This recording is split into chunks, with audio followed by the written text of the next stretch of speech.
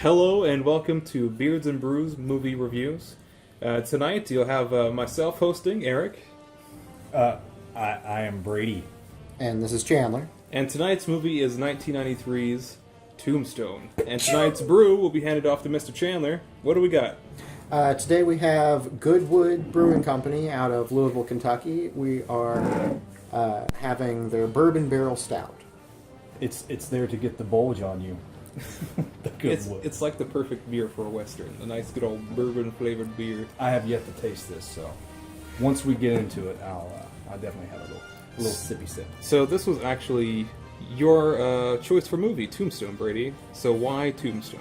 I wanted to go with Tombstone because it's one of those films to where it has enough serious elements that you can actually sit down and watch it, but it also has enough over-the-top nonsense that you can laugh your ass off.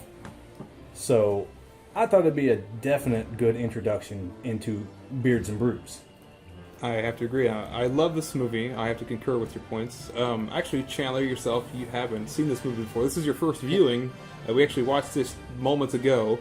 How do you feel about Tombstone? This was the first time that I'd ever seen it. It was good. I really enjoyed it.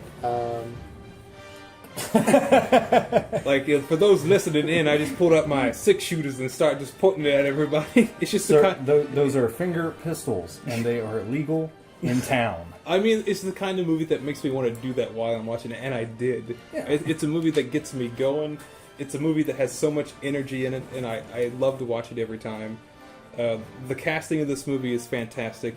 A-list actors from top to bottom, from starring roles to background roles. Good sir, we discussed that, the ensemble cast, especially with names such as Michael Roker, who are willing to merely stand in the background holding a beer. Doesn't say a damn word until 3/4 of the way through the movie.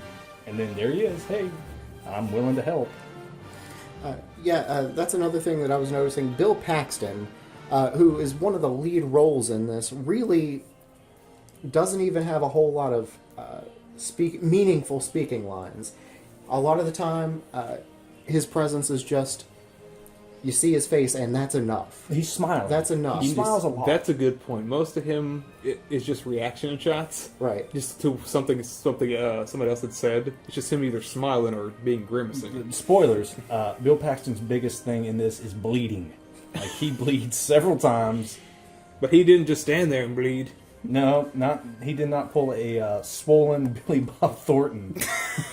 Well, that's a strong contrast to Val Kilmer, whose main role in this, to me, was sweating. Yes. It's absolutely. Tell this man not to sweat it, and he'll shoot you. Ouch. I'm going to give that one an ouch. I loved it, though. Val Kilmer in this, I just... the way that he does everything with his eyes in this. The entire film has these little shots where they like to take the lighting, and it's almost like that Morticia Addams from the Addams Family. They dull everything out except for right across the eyes, and that's to make them pop. Speaking of the eyes, that's something else that really bothered me was, I guess, high definition televisions, that kind of thing. Just being able to see Kurt Russell's eyeliner bugged the fuck out of me. I could not help but focus on his half-line lower lash. I wonder if that was just to knock the sun off of him, like filming in the desert all that time. Kind of like how you have that little bit of schmutz that football players have on their cheeks. I really think it was to beautify him. Val Kilmer was meant to look sick. They left it off of him. And as Chandler mentioned, he was blue, baba-dee-ba-da-da. Yeah, even before I knew anything was really up, I made a note that Val Kilmer just looked blue. He was just blue cheese incarnate with his little veins and everything. And then, there's, of course, Sam Elliott, and he is playing Virgil in that. The older brother who really kind of brings shit down upon the family, even though they, for whatever reason, pass the buck on to Wyatt. And, damn it, Wyatt, why'd you do this? He's just like, what? I told you not to, but hey, whatever. So him and his lack of a lower face, it is all mustache. My wife will hate me for this. I do not think Sam Elliott can act. I have never thought he can act. The man has a fucking presence, though. When you see Sam Elliott, he can sell you a Chevy. Yes. He can fit so much Chevy in this movie. So we're praising these guys, and even gals, maybe. So what is Tombstone about? It is it's a little bit of a dramatic retelling of a historical event that happened in New Mexico in the town of Tombstone, where these 4 guys, they drop into town, moving there basically out of retirement. The town is just filled with a bunch of riffraff nonsense, and they kind of get roped back into being just policemen of the town. The town is definitely running rampant with Michael Binds. They rolled into town and found himself in a Michael bind. I like it. So you were saying they come to this town with a crime rate higher than modern day New York. They like to really kind of push that on you right in the start. And this film opens with something which I thought was incredible, and it's the first time that I've ever saw in a film, and this was the first time I've ever actually noticed it enough to make note of it. It has the first mustache transition I have ever seen in a film, to where it focuses on Michael Bond's Bind mustache so hard. It's so elegant because it goes from mustache to sunrise. Yes. As if it were like some kind of like mythological thing. Or There's so many different flavors of mustache in this movie. I was yes. loving it. It was like the Baskin Robbins of mustaches. I mean, we have the bottom of the barrel, the worst, the non-stash. The non-Hispanic Hispanic man with his 2 little Sharpie marks on either side of his lip. Where if you took both halves of the mustache and put them on one side, it would equal half a mustache. Wow. This movie, the plot isn't really something that people need to follow much. Quick rundown would be guys roll into town, cause mischief, random dudes show up, ex-law enforcer. They rope him into coming back on board, and there is copious amounts of smoke. And I don't mean cigarettes. Every time a gun is shot, someone is shot, a horse walks by, someone breathes, there is just smoke. They're just all chimneys. Yeah. I do have to agree. The plot is it is a historical event. Correct. So what makes this movie is the tone and the energy by the actors and actresses. There's something extremely entertaining about this movie that gives it a certain rewatchability that a lot of, any movie can't quite carry all the way through. But there's something about this that I just love watching these 4 guys romp around town and just blowing people away in the name of the law. I'll tell you, this being my first watch through, what really made it for me was Val Kilmer. Every single scene that Val Kilmer was in, he took over. And I've never been a Val Kilmer fan. Like, he's fine. You've never been a fan, Kilmer? Thank you.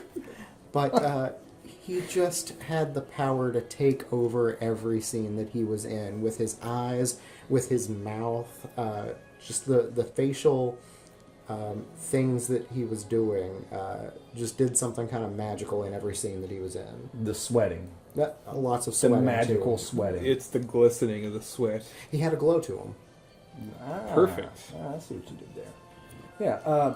So we're talking about performances here. Val Kilmer, like you said, he's incredible in this. Kurt Russell definitely comes out strong. One of the more underrated performances that probably should get a bit more attention, but definitely does not, would be Curly Bill. I don't care for the man too awful much, especially in the movie. Whenever I feel like so much could have been avoided had Wyatt just shot the damn man. Instead, he's like, "Oh, you may be the murderer, or you may have done this or that." Nah, go on, Curly Bill, or whatever the hell your name is, Michael Ironside, not guy. Was it that Clinton fellow? Yeah, I don't remember his name. Whenever we were reviewing this, I was cracking more jokes about him than I was actually paying attention to his character.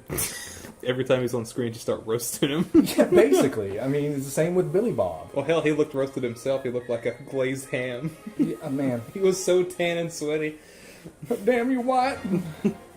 I guess the transitional moment would be whenever the gang's leader of the quote-unquote cowboys, the Red Sashes, had actually wandered out into the street high on opium, while turning in his guns, accidentally shot was he the sheriff or the marshal? What was he? Yeah, he was the town sheriff. Town sheriff. Yeah, he He just gunned him down, not in cold blood, more in an accidental drunken, More like drug-induced stupor. warm blood, Yes. Hot-blooded, gun it and see. Yeah, I mean, you gotta shoot somebody. Fuck it. And then Wyatt's like, yeah, well, since no one's going to do anything, I guess I'm going to have to. Then he comes out there and takes the guns away. And, the whole situation seems like it's going fairly well. Nothing seems too out of hand. Nothing seems too violent. Nothing seems like it couldn't be just a, oops, this guy got shot. Maybe we'll even go to trial and it'll be okay. Now, this is where the secondary characters really come in and start fucking things up. Now, for the gang leader, we have the one fella, the Curly Bill, or whatever the hell his name, I can't even remember his name. He comes out, and he really starts putting the screws to Wyatt, threatening his life, pointing a gun at him, this, that, and the other. Thomas Hayden Church, is that his name? Oh, Sandman. Sandman, yes. He is also back there. He comes wandering out, starting trouble. And then you have Sam Elliott and, of course, Val Kilmer, who just ramped the situation up. Now, had this been left down to Wyatt and the gang leader, I think things could have maybe just worked out and been okay. Oops, dead sheriff. Life goes on. Oblade, oblada. But they really ramped that situation up. So what makes this scene carry the weight is because the town has been ravaged by these guys forever, and now their only source of law is now gone. So now they all look to Wyatt Earp, who had been deputized forever ago, is long since retired, but now he's in town, and they're their only hope. Obi-Wan, yeah. I mean, it's definitely a Star Wars story. But he wasn't riding solo. I'm getting too damn old for this shit. That kind of idea. The Sam Jackson. Yeah. Okay. Gotcha. Danny Glover. Danny Glover. Damn it. That almost sound racist.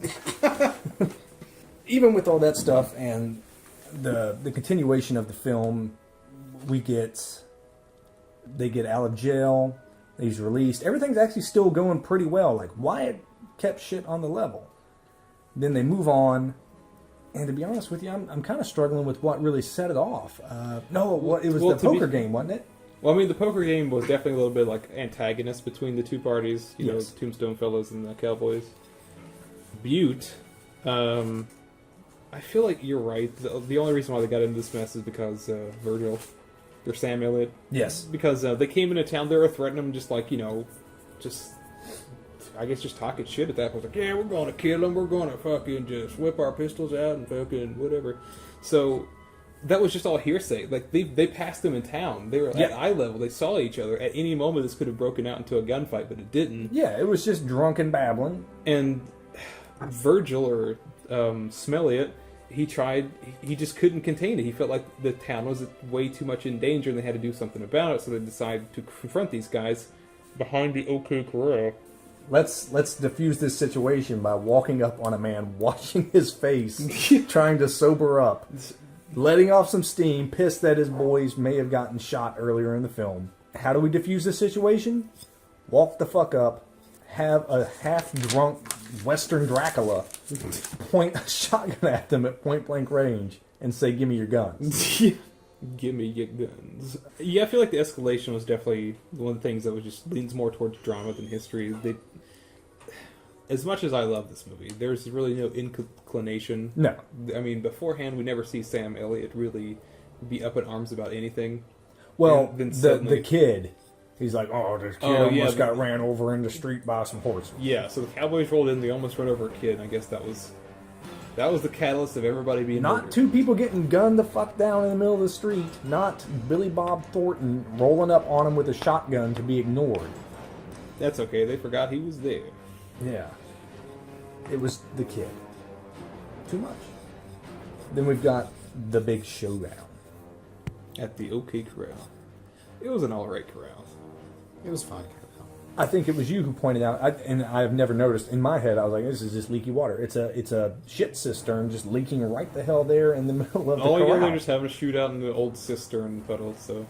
Yeah, and they even dragged one of the corpses through it. Like, it's no big deal. It's just filth. He's dead. Even if he's not dead, he is now going to go septic due to this bacteria, Like, whatever. He's not dead now. He'll be dead soon. Things go from bad to worse whenever everyone starts shooting. And again, I'm just going to keep referring to him as Curly Bill. This character is like, I think it's Wyatt. Clinton? Yeah, I think so. Well, the guy with the dumb hat that was Yeah. making me mad because it's flipped up this way so it blocks no light. Yes. So there's no purpose to wear Yes, that hat. it's like wearing a backwards hat and having your sunglasses clipped to your chest and then putting your hand over your eye. Yeah, I'm sorry. Every time I saw him in the movie, I just kept thinking of Gabby Johnson from Blazing Saddles. That's by far my biggest reference for Western movies is Blazing Saddles. Quickest shooter in the West. So they go in there, and all hell breaks loose. All hell breaks loose. So-and-so gets shot. All these people are just getting gunned down. Doc Holliday shoots a fellow with a shotgun. I think first person to get shot, friendly-wise, is Sam Elliott. Takes it right in the leg and drops down. I thought that was Morgan, Bill Paxton. Nope, Bill Paxton takes it in the Oh, that's right. clavicle. Takes one in the clavicle. So he gets hit there, and Sam Elliott takes one in the leg. And then Doc Holliday decides to pull down his pistol for whatever reason, and he does that classic one hand on the gun, one hand on the hammer, and just pounds out 6 rounds fast as lightning. And guns down 2 fellas, which makes me, wonder had Doc just shot them all, if anyone would have even got wounded. He wasn't going for accuracy. Sometimes he was just going gotta fan the hammer. You just gotta fan the hammer. Absolutely. I mean, if that's what we're calling female masturbation nowadays. He just had to get that lead down range, show him who's boss. Fanning the hammer. I'm going to take a note of that, Chandler. Thank you. Hammer fanning 101. The hammer. You have to use it like unironically, just all the time. Yeah. What are you doing? See you later, boys. I'm going to go fan the hammer. Why the fuck not? So that escalates. They get killed. We pick it up with them being in their... It's not their saloon. It's just a saloon. But they kind of run it, I suppose. Afterwards? Yeah, I think whenever it's they're all theirs. celebrating, kind of cracking jokes, playing pool. Yeah, that's theirs. It used to be owned by the Chinese fella. Okay. And so they go in there, they celebrate. There's some drive-bys, some anticipation, there's a funeral where these men get the most elaborate coffins for the day and age. Very fancy. Very fancy. They live in filth, but they die quite fantastically. Yeah, they had new suits, and these are for the characters who, when you saw them early in the film, are just wearing Garbage. sodden rags. Yeah. It's something they've definitely worn at least a week at a time. yeah, and Ugh, got that suddenly they have vinegar the brand smell. new suits. They have the rosin cheeks for the mortician's pay or whatever, and they're getting toted in their little glass coffins. Yeah, those And, viewing caskets. Chandler even noted that they had fireworks. Wow. It was a celebration of life. From that point, where did they go? They get the funeral, and then I think it's Michael Bond's character, Michael Bean, whatever his name Ringo. is. Ringo, yes. Yeah, at this point, those were a lot of his good buds, so he gets totally wasted. Like, absolutely just ridiculously hammered. And he wanders into the street and starts threatening everybody. Yes, with his greasy 90s hair. Yeah. It looks amazing, though. And he's like, hey, you don't want to play with blood? You don't want to deal with blood? And that's when Val Kilmer, by all means, has the greatest line in cinema history. Chandler. Which line are we talking about? That's Oh exactly my what God. he said. Okay, That's exactly how it went, just like that. Oh, I'm your Huckleberry. Well, send shivers down my spine. Now I have the tuberculosis too. I may start coughing any moment. I might have said it a little bit more lustfully than he did. Very lustful. Yeah. I I started to swoon there. as you said to me, I got the vapors. Starting to get those Val Kilmer sweats. Tom Mix wept. Now, during the later scene, there's actually it was before whenever the sheriff gets caught, they call for a lynching. Mm-hmm. And I forgot to bring this up, and I really wanted to talk about this because it's one of those things that a lot of people may not have caught that I just loved, mainly because of the sound effect it makes. They're calling for a lynching. There's a fella holding a shotgun up. It's a very long double-barrel shotgun. It looks very heavy, sounds very I see what heavy. you're going with this. Wyatt comes charging in to disrupt the situation, and he swats the shotgun away. Now, this extra who is holding the shotgun, I don't know if the weight of the shotgun really gets a hold of him or if he's trying to get away from the horse, but this shotgun carries over into another extra space. It's quite audible. It is Yeah. very audible. And if I wasn't taking a bite out of a chicken wing or whatever, Yeah. I would have noticed it too. We had to roll it back because we were so curious, and some dude gets whaled in the face with a shotgun. There's even a noticeable motion of concern before the man slips out of frame from the man toting the shotgun who strikes the other man. The hand comes up as the gesture of, oh shit, are you okay? But then they slip out of frame. No, it's fine. Just keep rolling. It's fine. Then we have, after that bit, Ringo is out there and he's causing a big old commotion. They go inside and it's raining. Now, during this big rainstorm, no, I'm skipping ahead. I made a mistake. There is a scene where a random unknown assailant shows up to get revenge on the women. Oh yeah, that's true. Now, he doesn't aim this guy just charges in, aims a double-barrel shotgun way too high. Like, Just bursts in, aims indiscriminately, and hits nothing of value. nothing. Yeah. Well, I don't know about a value. He gets that one painting in the back. We can't put a monetary value on it. I mean, it is from the profile, but I'm sure anything back Well, then. they didn't have any Antiques Roadshow back then. Back then, it was just Roadshow. I am not an art assessor, so I'm going to call it nothing of value at this Sir, point. there may have been tasteful titties on that piece of canvas. Within 3 seconds, these women are just sitting back down like, Oh whatever. no, not again. Yeah, like every Tuesday. To be honest, that town had been shot up so many times. They just kind of gather around and just like, whew, that could have been a lot worse. Yeah, you know? Well, back in the day, it was either shoot or get shooted. So Yeah. After that, a couple of the cowboys, the Red Sash Gang, throw their sashes down, which include Michael Roker's character. Yes. And they say, we had nothing to do with them shooting up them lady folk. Which is kind of funny because they in no way inferred that they did. Nope. Because Wyatt had no clue. Nobody He did. was just out in the town. Hell, Whatever. to be honest, even as an audience, we don't know. Yeah. I mean, I always assumed it was Ringo. Because we'll cover that in a little bit, but Yeah. nobody really knows who took the shots. After that, actually, Outside in the rain. Yeah, actually, Virgil had went out for like a little bit of walk during the storm. Oh, that's right. He felt a little I'm bit of cutting ahead. unease, so he just took a little walk. But he wound up coming back with a gunshot wound. Yes, and Virgil seems to be in enough of a state that he's okay. He's all right. He's fucking Sam Elliott, man. That mustache probably took 2/3 of the buckshot or whatever hit him. Wyatt goes out to kind of have one of those little moments where he's like, "Arr, Wyatt." He does this several times in the film, by the way. Just staggers out onto his own to lament life. So he goes out to lament, and Bill Paxton's character, Morgan. This man Morgan Duke. ruins a pool table.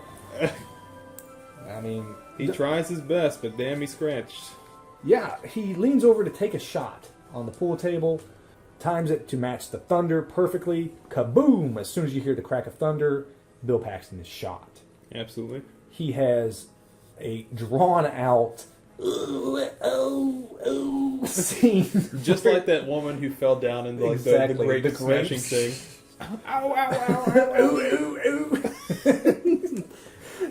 And he slides down the pool table, collapses to the floor. Cutscene, comes back in. Here's Wyatt and the ladies pulling in all sorts of random nonsense. There's a doctor who cannot fish the wound out of his back. He's digging in there with them tweezers and blood is oozing out just because he can't get the bullet.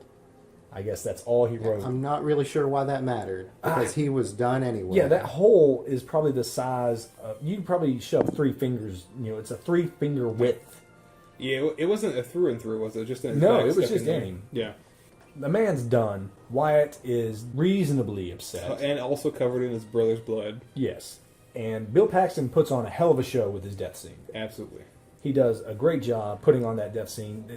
Whenever his head finally goes limp with the... It was believable. Yeah, absolutely. I mean, like, I feel for the guy. I mean, he's like his little brother, and he's trying to be tough, but, he's just a little brother. Then he winds up getting blown away and not having a chance to, like, come into his own form. Yeah. Then we got him staggering out in the rain.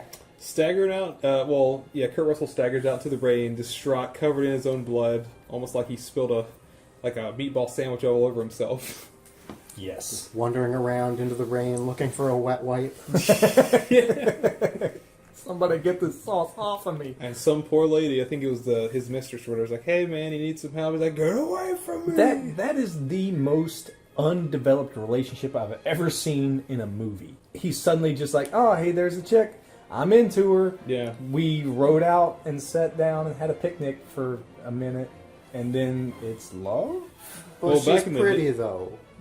She was pretty, and back in the day, a picnic pretty much meant they were hitched. So I mean, that was like Netflix and chill, right? yeah, absolutely. That's at least second base. I mean, with all the stuff that they wore back then, if you weren't going all the way, you weren't going. That's true. That's Yeah. very true. I mean, these people lived to the ripe age of 33. So everyone here was definitely like Bruh. 27. So they're just Yeah. like, let's do this. No, I understand that. So we have the amazing death scene of Bill Paxton. Then we have our boy Ringo and his boss. It's almost like one was the boss and one was definitely the right hand. Oh yeah, like 100%. That's It's his. like a bodyguard, Yes. mob boss kind of thing. Like one guy maybe calls the shots. Everybody one guy respects actually the right does the hand. shooting. Yeah, that's him. So they're leaving town, and Wyatt stops the wagon to say, "Hey, we lose. You win. We're done." Mm-hmm. Michael Bond, Ringo, hits him with this low down, dirty line, and it's cringeworthy. Like when he hits him with that, you just want him hate to it. skin those smoke wagons and go to work. like you saw me, I was just jumping around because I hate it. I hate it in my soul. Yeah. I've seen this movie so many times. I just want to be like, do it, just do it, just Oh, blow Shia him away. LaBeouf him, just Yeah. do it. Just like whip those 6 shooters out, and just like. But they take it with a grain of salt, and they try to get the hell out of Tombstone. So they go to the train station where, once again, Clint, I think you said his name is, Curly Bill. I'm just going to call him Curly Bill. Curly Bill. Fuck it. Curly Bill. Is waiting on him, Yeah. and he wants to gun him down. Well, Wyatt, once again, chooses not to shoot Curly Bill, but shoot this other fella. But he does do this badass scene where he's like got his boot next to Curly Bill's face, and he's sliding it kind of provocatively Yeah. along his face. And it was more implied, but he's like, kiss it. Yeah. And then, whatcha, with a quick flick of the heel. With a quick kerchew. Yeah, ka-chow of the heel. He cuts his face with the spur. Now, mind you, he's cutting his face, but he's spitting out blood. I get it, whatever. You know, it's a cool scene. Then that's when it begins. That's when the action portion of this takes off. I know a lot of people are going to get butthurt that we haven't talked about, oh, let me flip my guns around like RoboCop and, No little cup scene. yeah, you just want to stand there and bleed. All these different scenes. There's amazing quotes. If we try to cover it all, it would take us all night. So we're just wanting to give you the meat and bones, the rundown of this movie, and get you interested in going and checking it out for your damn selves. Why get all mad at the audience? They're going to do We it. don't even have one yet. Do it. Shia LaBeouf. If you don't, Shia LaBeouf. But this is where it comes into the meat portion. All action. Absolutely. Like at this point, he's 100% revenge. Mm-hmm. To the point where he gets not knighted, but Knight. yeah, Deputized. deputized as a U.S. Marshal. I don't know. Like you get deputized to be a deputy or a sheriff. What do you get to be like a U.S. Marshal? Just like Oh, Eric. get the old like U.S. sword. Yeah, just got an American flag on the blade. Yeah. Oh. But yeah, he gets deputized, and then they start riding out with some of the former members of the Red Sash Gang.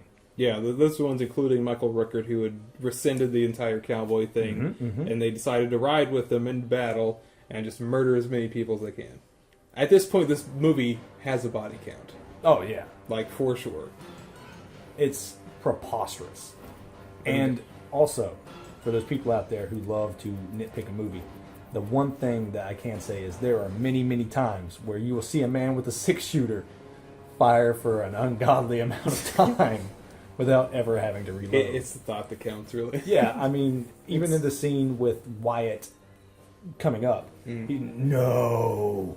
And he's just, they're like, Wyatt, reload. And he's like, no. Just shooting. Well, just like early when what's his name was all fucking tripped out on Oh, yeah. the- opium or whatever. Yes. He's in the middle of the street with both the 6 shooters shooting, and then there's a whole scene in the bar. You can clearly He's hear still him still out there. shooting, and it comes back to him Still on his shooting. mind. Bang, bang, bang, bang, bang.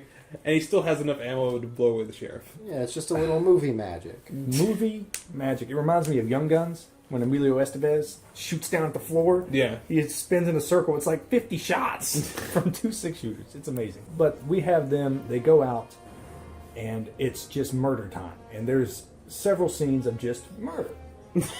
And What more do you need? it's well done. There's even a scene where I think a fella takes a rifle from the barrel end and hits the fella riding horseback in the face with the butt of it. Bricks And his he face so really hard. plays it Blood up goes with everywhere. the Triple H water spray. Just goes everywhere. Then suddenly cut to ambush where they're at the creek. Oh, yeah. And I've already referenced the no.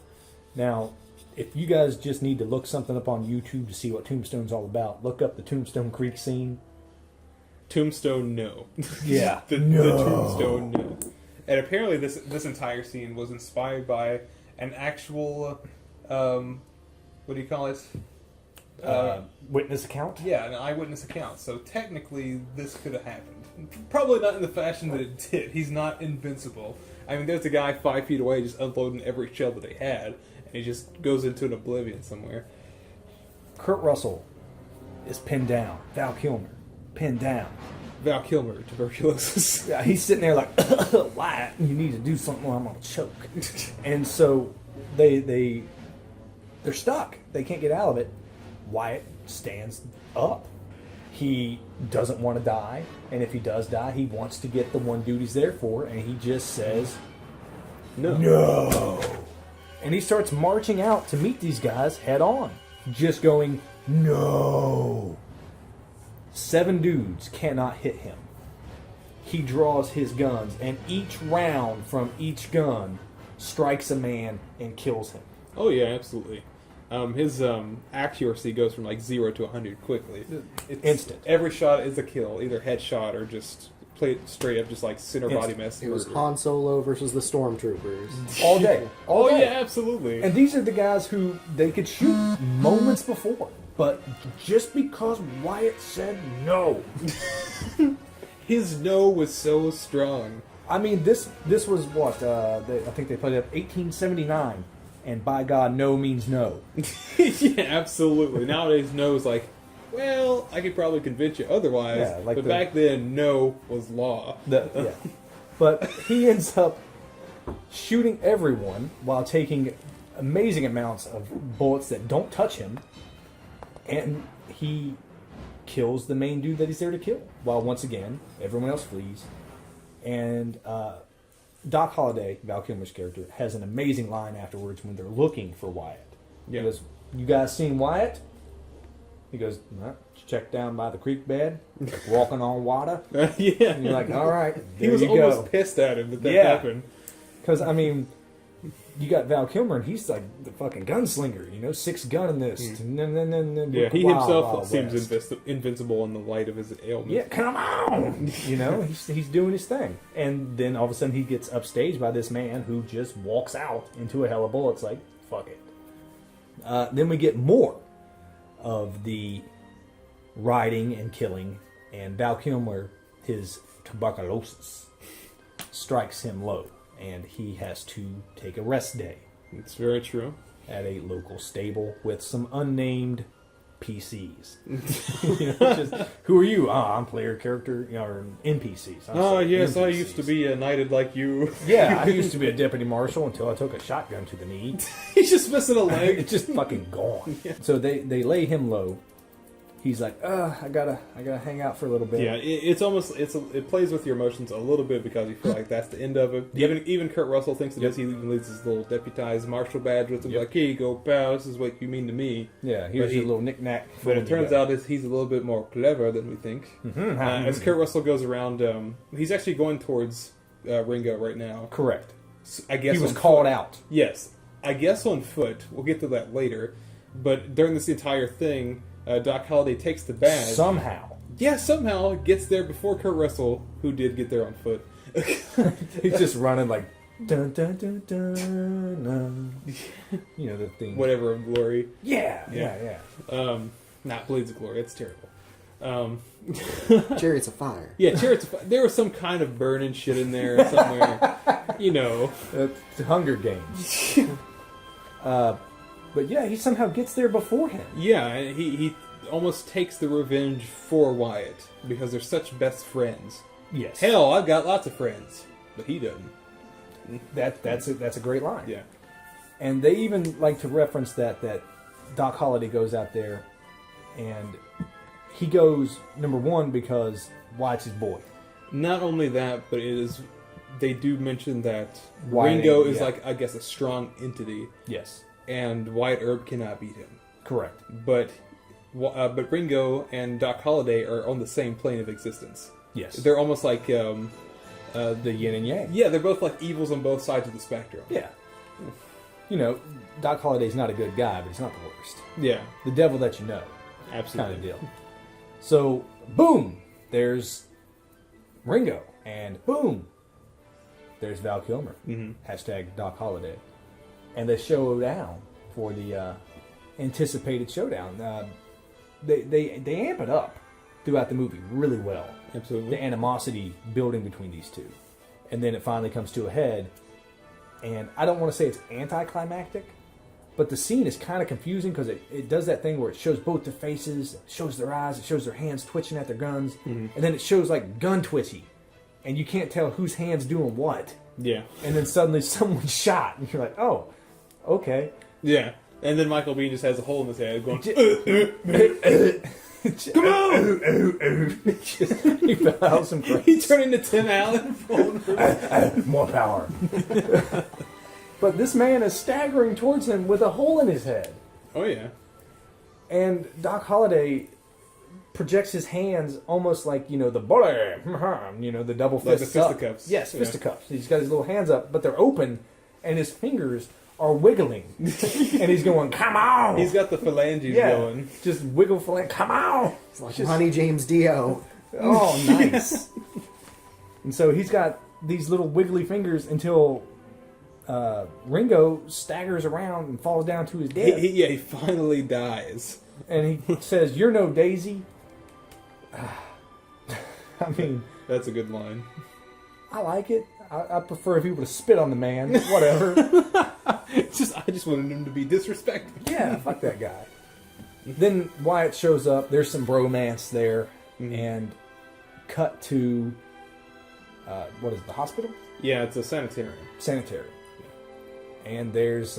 We unfortunately see the demise of Doc Holliday. His tuberculosis has gone way too far. At this point, he looked like a dead man through most of the movie. Oh, definitely. But he looked like the sheets he was covered in. Yeah. So he was sweat levels all-time high right here. If we had a meter Yeah. for sweat level, If we had like a moist meter, he'd be overflowing right now. it'd be like Mermaid. Just fucking wet. So we get that, and then we get the demise. It's a beautiful scene. Yeah. To even try to really bring up the friendship of these two and try to recreate it through words would be... Well, the thing, it's kind of easy. Both of those men are animals. No, definitely. But one is more, I want to say, earthly than the other. Doc Holliday is almost like a caricature. Like, he Yes. knows he's dying. He'll kill at the drop of a hat. He has no remorse. Whereas Kurt Russell and Wyatt Earp, he's more human. He's more tangible. Like, he'll kill you, but in the only name of the if. law. Yeah. Yeah. And he was only pushed to the edge just because of what happened to Morgan earlier in the movie. Correct. So he's certainly human. Like, him breaking at that point was all just humanity. Then you get the scene where I had to have Eric explain this to me because I lost it a little bit. And I don't mean lost it as in I cried. I mean I lost it as I didn't get the reference and he explained it to me. I've watched this movie many a times, never put it together. Doc Holliday is not wearing boots. They make sure to show that his bare feet are out in just about every scene while he's at the sanitarium. Yeah. There they are, little bare feet, boop, sticking up. Like through his life, he knew he wasn't the greatest person. He knew that, like, live by the sword, die by the sword. He always assumed that he would be shot or basically die with his boots on. You know, just like high noon, just get shot down in the middle of the street. Instead, I don't know if it was karma or anything, but he did pass away in a hospital due to his tuberculosis illness. So Tuberculosis. it's almost like with his boots off. Yeah, it's almost like as a demon, he had to, like, real life was his hell, Yes. and he didn't get to opt out by getting killed. Like, he had to suffer. Yeah. And so there he is with his little boots off, and he passes away. He gives some beautifully encouraging words to Wyatt to run out there, chase his dreams, go live life for the both of them, kind of thing. He runs out, he finds his actress lady, who, like I said, the love there is just awkward. And I'm in love because love. Well, I mean, the new one's not a junkie, so by all means. Hey, upgrade. Balls to with the wall. 2 Ds for a double dose of his pimpin'. You get that. He enjoys it. He seems very happy. And then the movie cuts to... They were playing in the snow and whatnot. Yeah. And Sam Elliott is doing a voiceover. Yeah. Almost like a narration. Where he explains the real. Yeah. He explains, like, the historical endings of each character, Correct. how their lives ended up.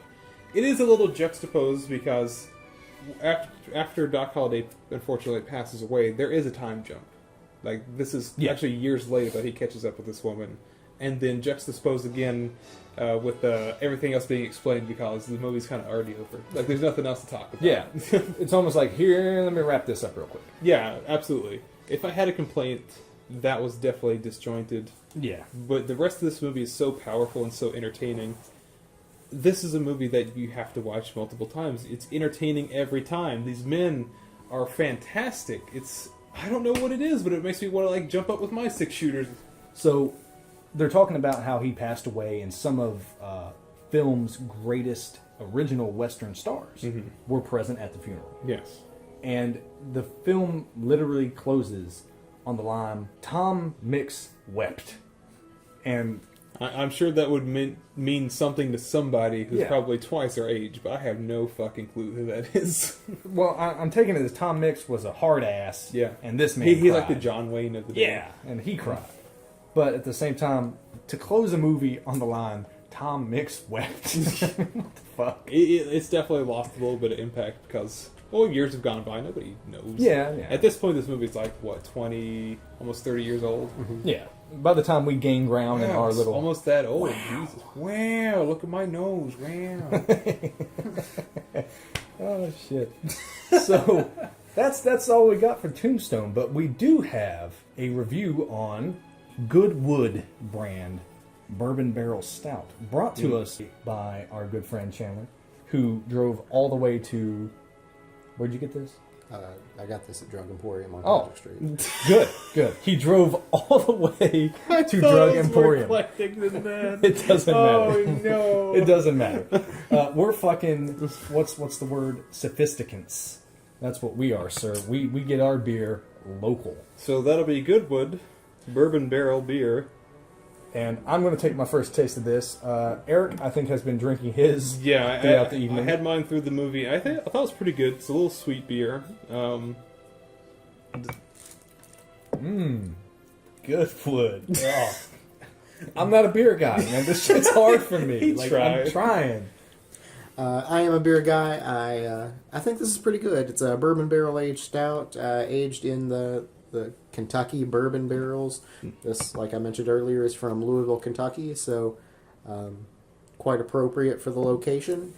It's got, of course, it's good wood. You can really taste a lot of the oak notes and a lot of the vanilla that you get from the bourbon barrel aging. It's touched by wood. That's on the label. That is one of the taglines. It is touched by wood, among other things. Touched by wood, brewed by good. That's I all you was need to know. deputized in broad daylight.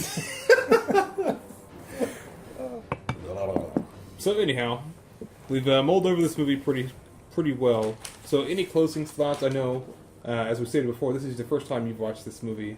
Anything you want to add right at the end? Just panic face. No one at home can see this, but panic face. Just put on the spot. No, I did enjoy it. I really enjoyed, like I said, every single scene that Val Kilmer was in. He just took over. Steals the show. He really does. I mean, this was my favorite role of his. Oh, absolutely. Like his entire career. Not the Saint? Oh, come on. I do like that movie. Like, a lot of people shit on it. I do like it. It's like not good entertaining, but I'm just like, okay, I'm fine with this. You know, I've just seen a lot worse. Yeah. But, If I had anything to say about this, I just recommend people to watch it. that was the whole reason why, as soon as you brought it up, I was just like, yes, Yeah. more people need to see this movie. It deserved to be watched and rewatched. It's so good. It really is. It's a lot of fun from start to finish. There's not many lulls. Now, it has a 2-hour, 9-minute runtime. Yeah, I didn't even feel it by the time I asked how long it is, because we were just trying to figure out any timing so we could record this. The movie was already like 3/4 done. Yes. I was just like, whatever. And that's the thing. By the time you even notice, maybe it's got a lull, boom, it goes into action chunk. And then you forget all about the time again because it's just 30 minutes of Gunsmoke. That could that could go into really good screenplay writing. Yeah. I don't know who directed this movie, but I do know that Kurt Russell had a huge hand in this because the director was either a little wet behind the ears or he didn't quite know how to put this together. Mm-hmm. But this is a Kurt Russell movie in disguise. It most certainly is. Well, he knocked it out of the damn park. I agree.